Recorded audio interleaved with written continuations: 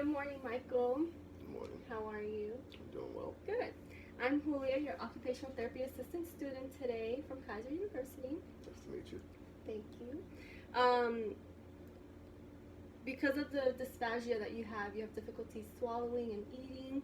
So I'm here, we're going to start doing some sampling just to get you started for food so we can get you on a food diet, on a dysphagia food diet, okay? So today I brought some applesauce. We have crackers. I'm gonna dip the crackers in the water to make it soft. We'll start with that, and then we'll do the regular plain crackers since it is dry. We'll see how that works. And then I have some chocolate pudding, which is a thicker consistency, okay? In a normal clinic, I would wear my gloves, but we don't have gloves today. I don't have gloves, so I would wear gloves. I did wash my hands though, Miss Pearl. All right, so I'm gonna set the towel just in case there's any spilling, okay? We're gonna start with some oral exercises, okay? So can you stick your tongue out and go, ah? Okay. Let's push your tongue to the left. All right, and then to the right. Okay, let's open and close your mouth.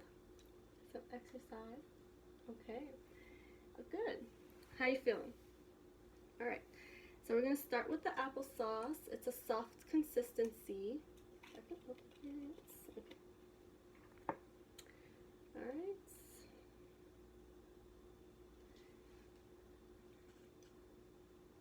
Okay, good. So I'm gonna do it again, but I'm going to palpate your throat area just to make sure that you are swallowing and chewing properly, okay? So you're gonna feel this. Is that okay? That's not too much pressure, right? Okay. So let's try the applesauce again. Good. How did that go? How did that feel? Was that smooth for you? All right, good. So now we'll try the chocolate pudding. It's a thicker consistency, okay? Let's say kind of like honey.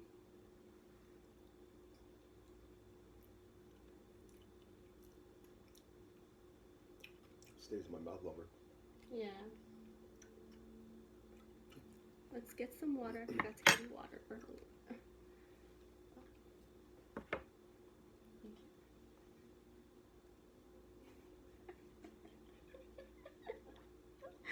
Okay. Okay.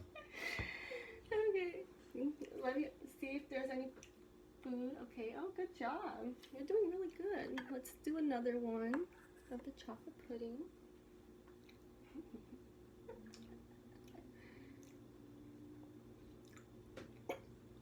Oh, you okay? Am I joking here? No, it's thick. It's thick. I got it stuck in the back. Looks like you have some kind of aspiration problems. Want some more water? All right, that's good. We're doing good, Michael. All right, so we're gonna do this. That's really thick. Yeah. You want some more water? Okay. Probably went down the wrong hole. Probably went down the trachea, which is aspiration, which is not good, which is what we're trying to avoid. So that's why we're doing this, so we can put you on a simple diet. So we're gonna do the crackers. I'm gonna dip it in the water to soften it up. Try that. I think that's a big piece.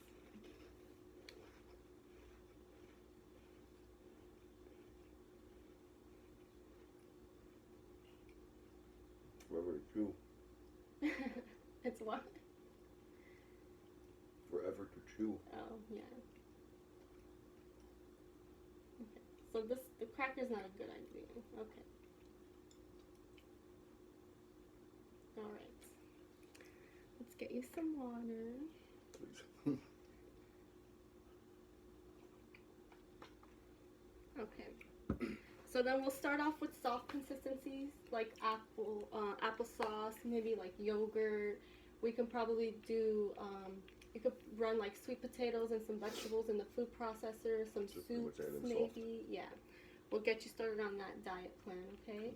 And then we can go from there, then one level to another, then you'll be back to eating normal, All right. Sounds good. Awesome. Okay. So now you practice on me. I'll have to. Now you can feed me. I want to see how it feels. Okay. It's kind of weird. Okay. Start with the applesauce. I'll start with the applesauce. Yeah. It starts soft and then go thick. Oh, okay. Is that a good amount? No less. I'm going to give them a little bit. Okay.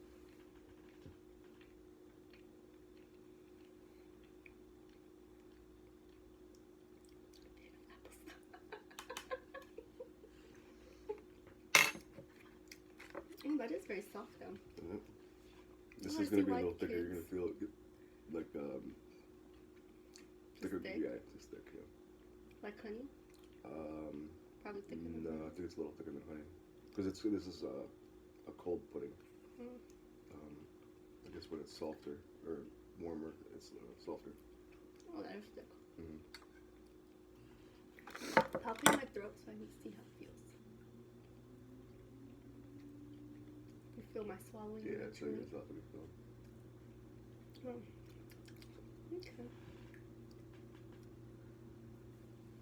Yeah, after the pudding, you need some water. All right. I'm still moving around. All right, Miss Pearl.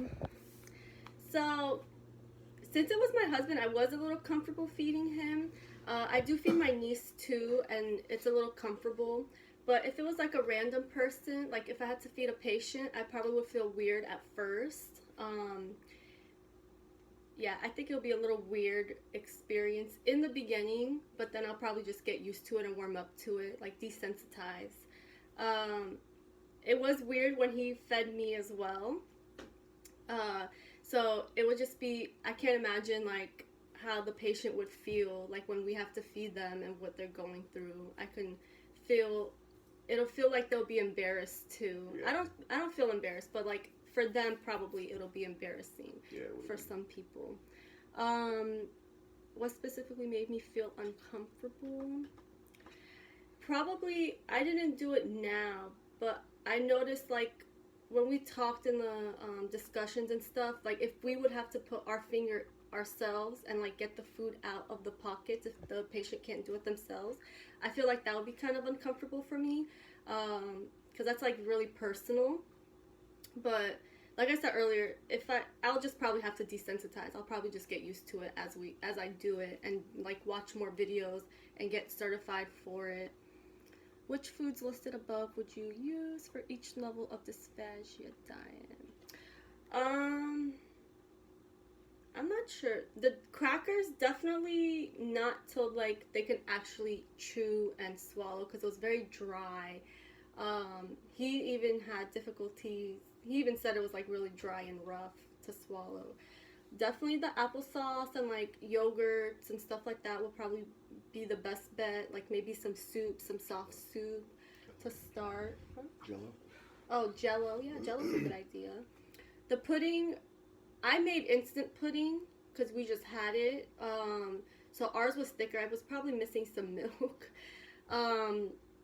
But like if you get the Jello pudding like from the refrigerator section at Publix, that is a little smoother, right? Yeah, so that would probably be easier to eat too. I remember when I had my adenoids removed, I was on a soft diet, and all I had was like ice cream and pudding and applesauce and Jello and like soft soup. So then let's see. How different textures of food impact creation of bullets? Well, the cracker, it would take more saliva you would need more saliva to break down the crackers. It's rougher, but the softer consistencies are easier to go down. And if someone's having a hard time chewing, like at the beginning stage of dysphagia, I wouldn't give them the crackers. Probably not. Probably not Ritz crackers, but in the videos that we watched, she used graham crackers, and the graham crackers would probably be better. Or even maybe, no, saltine crackers would be rough too. Yeah, I don't like the cracker idea at all. How did you ensure the food was safely swallowed? I checked between the sessions. I palpated. You would have to palpate. When you palpate, you can feel the chewing, like the up and down movement of the jaw, and then the swallowing act as well. What are the roles of an OT and speech language pathologist? Well, we both have to be certified. We all have to show competency in order to proceed to work with a dysphagia patient. I think the speech language pathologist and speech specialist, they do the X-ray. Like in neuro, we watched that video of the swallowing. The patient had to drink something like a liquid, and then the X-ray. There was like an X-ray. I'm not sure if the OT does that. I think that's more of the speech therapist. But OTs, like if we show competency, feeding is one of our ADLs. So we can if we communicate with the speech therapist and review the charts and stuff like that, we would be able to feed them properly. If I see improvement in the feeding process, then I would relay that to the speech therapist, and then the speech therapist can probably assess it even more on their end, and make different decisions on their food diet. Thanks, Ms. Pearl.